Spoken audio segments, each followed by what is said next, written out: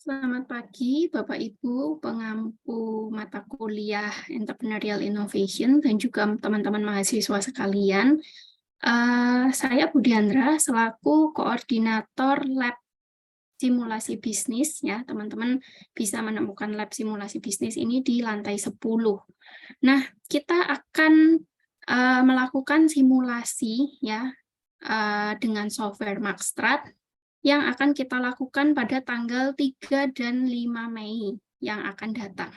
Nah, pada hari ini saya akan memberikan sedikit introduction gitu tentang beberapa hal penting dan juga beberapa persiapan yang bisa teman-teman persiapkan terlebih dahulu gitu ya sebelum kita melakukan simulasi bisnis nanti pada tanggal 3 dan 5 Mei agar nanti persiapannya dan juga pelaksanaannya itu juga bisa berjalan dengan lancar seperti itu.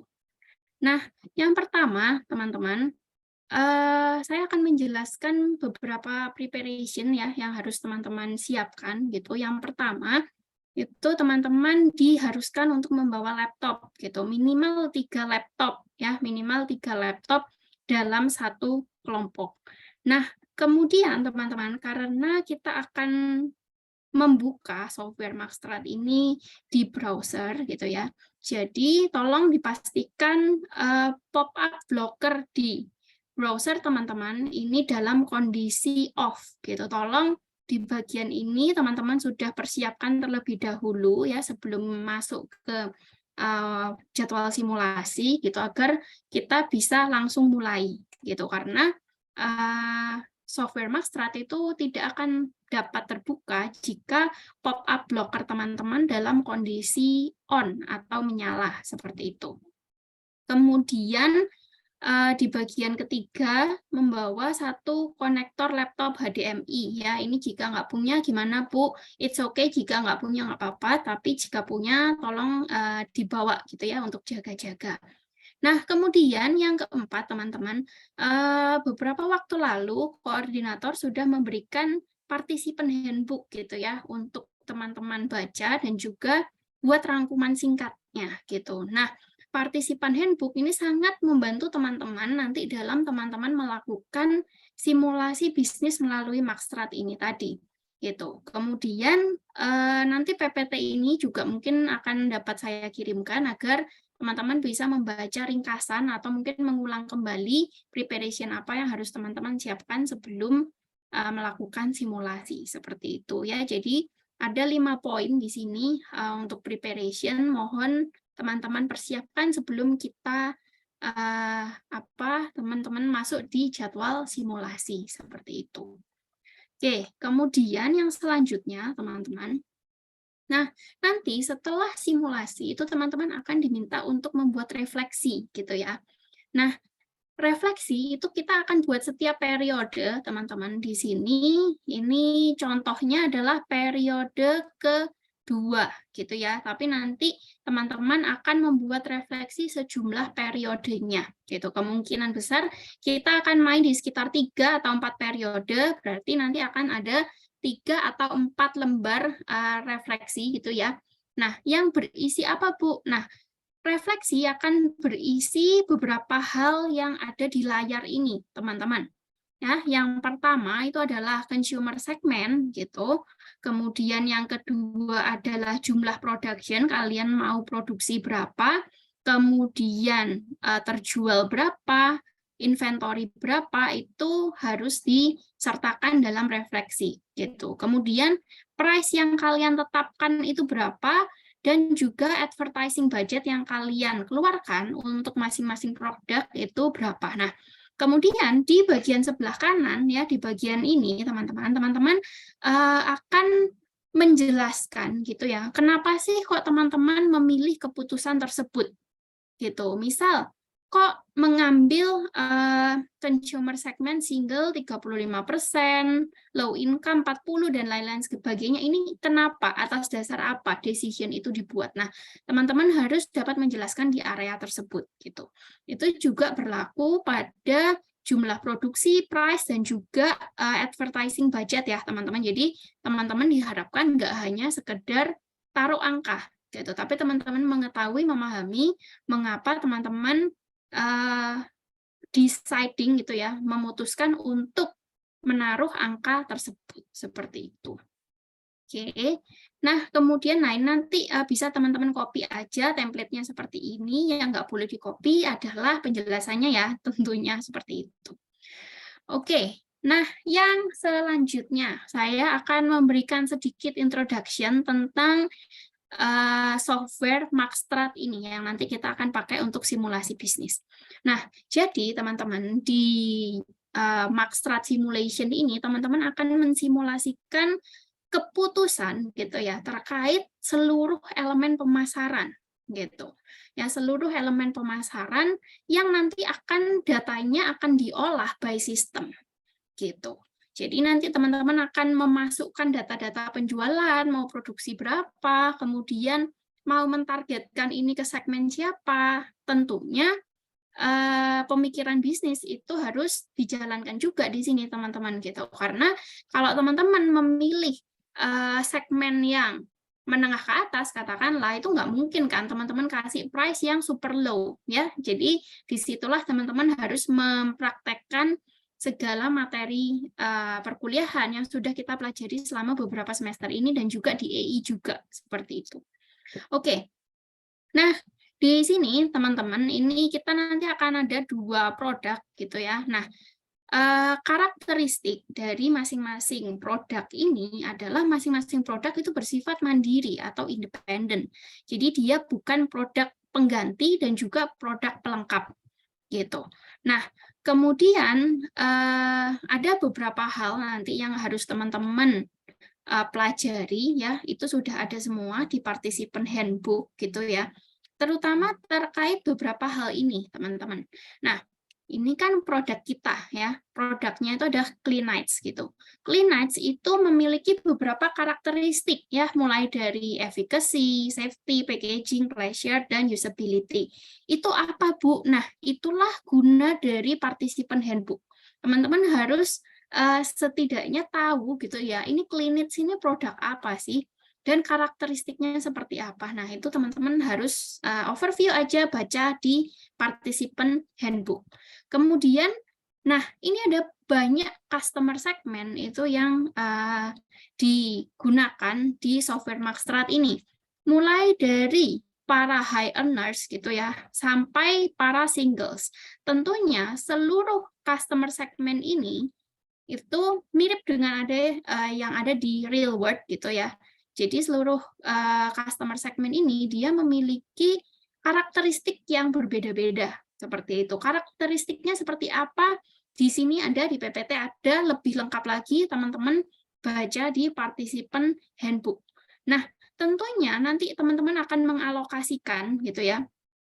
Akan mengalokasikan berapa persen saya ingin mengalokasikan ke masing-masing segmen. Nah, tentunya itu harus disertai dengan pengambilan keputusan berdasarkan data dan juga ini produk ini mau dibawa kemana, seperti itu.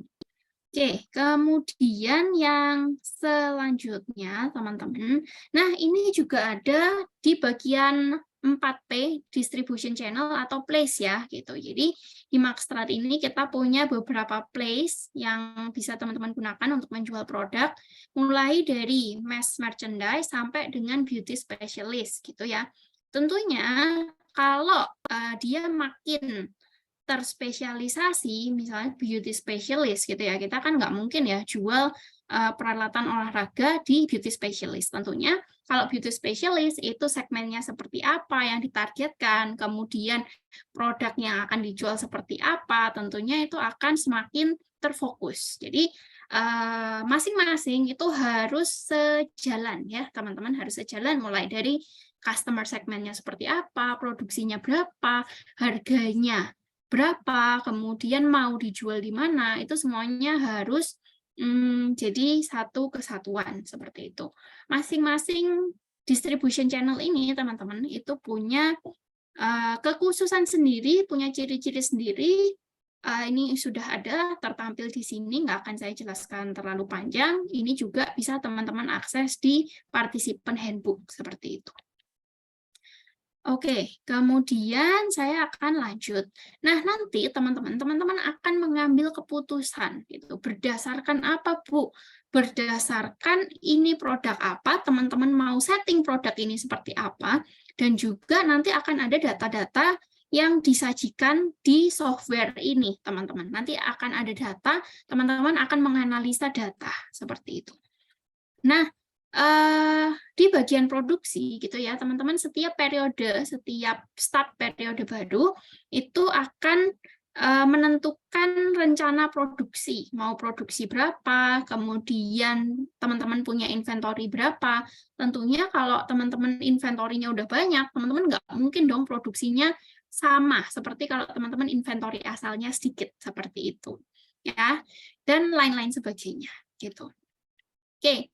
Nah, kemudian teman-teman ini ada step by step cara login gitu ya. Mungkin nanti teman-teman bisa saya berikan PPT ini agar teman-teman bisa mungkin coba-coba sendiri terlebih dahulu sebelum login gitu. Nah, yang pertama ya teman-teman akan masuk ke website StratX Simulations ya teman-teman, ya seperti yang tertera di sini gitu ya. Seperti yang tertera di sini, bisa diakses saja melalui browser. Kemudian teman-teman akan menemukan tampilan seperti ini. Menemukan tampilan seperti ini. Gitu. Nah, kemudian select ya, tentunya teman-teman memilih sebagai partisipan. Oke. Kemudian yang selanjutnya, nah, teman-teman akan diminta untuk memasukkan PAK atau kunci gitu ya, seperti user ID. Ini nanti akan saya berikan pada saat kita simulasi gitu. Kemudian langkah yang selanjutnya adalah silahkan diklik submit. Oke, nah kemudian pada bagian kelima itu akan muncul seperti ini teman-teman ya, akan muncul akses Maxstrat. Nah ini nanti bisa teman-teman klik. Nah, guna teman-teman mematikan pop-up blocker gitu ya. Karena apa? Karena saat teman-teman mengklik akses Maxstrat di sini, itu nanti dia akan membuka jendela baru, membuka window baru gitu ya. Nah, kalau itu teman-teman pop-up blocker-nya diaktifkan, dia nggak akan bisa otomatis open new window. Jadi, itu harus dimatikan agar teman-teman bisa mengakses halaman ini. Gitu. Oke, nanti akan ada tim password juga yang akan saya berikan pada saat kita simulasi. Jadi ini nggak usah di-skip dulu aja, nanti langsung saat simulasi hanya pastikan pop-up blocker-nya udah off seperti itu. Oke. Kemudian, nah ini sekilas overview aja teman-teman. Nanti ini kita udah masuk ya teman-teman di interface Maxstrat-nya kayak gitu, teman-teman akan memiliki banyak sekali data ya, seperti ini. Oke, di sini. Oke, ya. Mulai dari teman-teman punya data tentang company result gitu ya. Ini ada financial report, ini bisa dibuka, production report bisa dibuka, dianalisa dan lain-lain sebagainya. Gitu. Kemudian teman-teman kalau membutuhkan riset gitu ya, wah aku perlu nih menganalisa lebih lanjut terkait tren pasar dan lain sebagainya, ini tersedia di bagian market and competitive news gitu ya. Kemudian yang selanjutnya ini beberapa data terkait industri gitu ya dan juga konsumen. Oke, nah kemudian teman-teman yang paling penting adalah di bagian sebelah sini. Ya, di bagian sebelah sini. Nah, bagian hijau yang sebelah kanan sendiri. Nah, nanti teman-teman akan membuat keputusan, akan mengisikan keputusan itu pada area yang hijau ini. Gitu. Mulai dari research development, kemudian portofolio, brand portofolio ini memanage gitu ya, brand mana yang mau dilanjutkan, brand mana yang mau di-kill, dan lain sebagainya. Kemudian marketing mix, commercial team, dan lain-lain sebagainya. Ini nanti area di mana kalian akan mengisi gitu. Mengisi jumlah produksinya berapa, mengisi bauran pemasarannya seperti apa, itu hanya di area yang sebelah sini. Sedangkan area yang di sebelah kiri ini sifatnya hanya untuk data ya teman-teman. Jadi teman-teman akan membuka data di bagian yang sebelah kiri dan mengisi di bagian yang sebelah kanan. Itulah gunanya teman-teman membawa beberapa laptop. Jadi satu laptop atau dua laptop itu kalian gunakan untuk membuka data yang di sebelah kiri. Kemudian satu laptop itu akan digunakan untuk mengisi. Seperti itu. Oke, kemudian yang selanjutnya teman-teman di sini, kalau teman-teman klik misal ya financial report, ini dia akan muncul seperti ini. Gitu. Jadi ini pemahaman teman-teman tentang cost accounting ini akan digunakan di sini. Gitu. Jadi ini ada COGS, inventory cost sampai dengan earning before taxes ya. Seperti apa ini nanti digunakan untuk mengambil keputusan terkait harga. Ya, seperti itu. Oke, kemudian yang selanjutnya ya ini nih contoh window ya di bagian production. Oke, jadi ini kalian input sendiri ya teman-teman. Kalian mau produksi berapa, kemudian harganya berapa, dan lain-lain ini nanti kalian akan input sendiri ya. Tentunya kalian bebas untuk mengeksplorasi gitu teman-teman ya, bebas untuk mengeksplorasi. Nanti setelah round-nya habis ya, setelah round permainan habis, itu kita akan simulasikan, kita akan hitung menggunakan software Maxstrat ini tadi, dan kita akan menemukan berapa sih harga saham dari perusahaan kalian. Gitu. Jadi layaknya perusahaan di real world gitu ya teman-teman, ini kinerja perusahaan di Maxstrat World ini based on harga saham, share price index, seperti itu. Oke, saya akan lanjut. Ini tadi sudah, boleh nanti dicek lagi di participant handbook ya teman-teman. Ini hanya singkatan aja di PPT ini, tapi lebih lengkapnya itu kalian bisa cek di participant handbook. Gitu. Kemudian teman-teman, di sini ya di sini ini ada budget gitu. Nah, tentunya kalian mengalokasikan dana gitu ya untuk commercial team, untuk marketing mix tuh kalian butuh budget kan. Nah, di sini ada budgetnya gitu. Pastikan kalian nggak bangkrut gitu. Oke, ini ada budgetnya 3.400 sekian. Ya, itu boleh dimanfaatkan, kalian boleh manage, digunakan sebaiknya, jangan dihabis-habiskan gitu ya teman-teman, agar menjaga perusahaan kalian nggak bankrupt gitu. Oke, nah ini tadi yang saya katakan teman-teman. Jadi tujuan kalian atau goal kalian di dunia Maxstrat ini adalah untuk memaksimalkan share price index kalian, gitu, memaksimalkan harga saham kalian. Nah, untuk memaksimalkan harga saham, kalian harus mengoptimalkan market share, sales growth, net contribution, cumulative net contribution, dan juga R&D and investment. Kayak gitu. Kemudian kalian juga harus mengatur pricing-nya seperti apa, forecasting di periode yang akan datang itu seperti apa.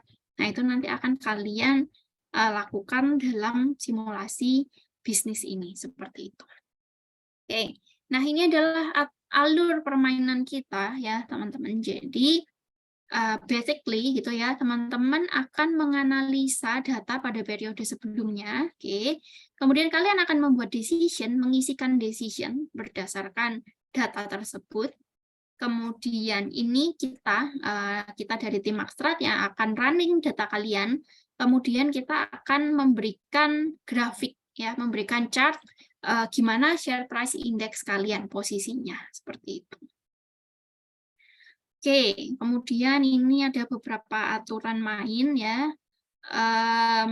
Oke, ini sudah. Oh ya, pesan sedikit dari saya teman-teman. Jadi nanti di setiap round gitu ya, jangan lupa untuk mencatat decision yang Anda buat gitu. Jadi sebelum round ditutup, di close, itu kalian harus mencatat tadi produksi berapa, kemudian menetapkan harga berapa berdasarkan apa, itu harus ada satu orang itu yang tugasnya untuk mencatat gitu, karena nanti kalian akan membuat refleksi dan data yang sudah periode di close, kita mulai periode baru, itu kita nggak bisa akses data periode sebelumnya. Jadi make sure kalian mencatat masing-masing data dan juga decision-nya kenapa memilih decision tersebut.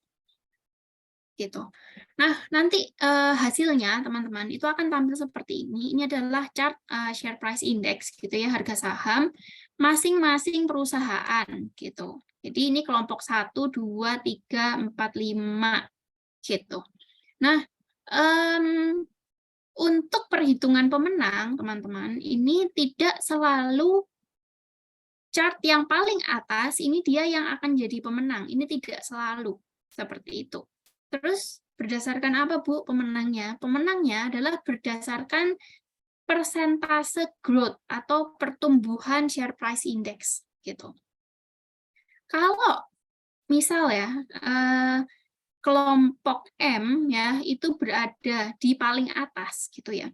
Tapi setelah kita hitung itu dia growth-nya 5%, katakanlah 5%. Nah, tapi misal dibandingkan katakanlah yang ini ya teman-teman, yang kelompok L ya, yang warna hijau ini. Nah, dia lebih pendek, tapi dia setelah dihitung itu growth-nya 8%.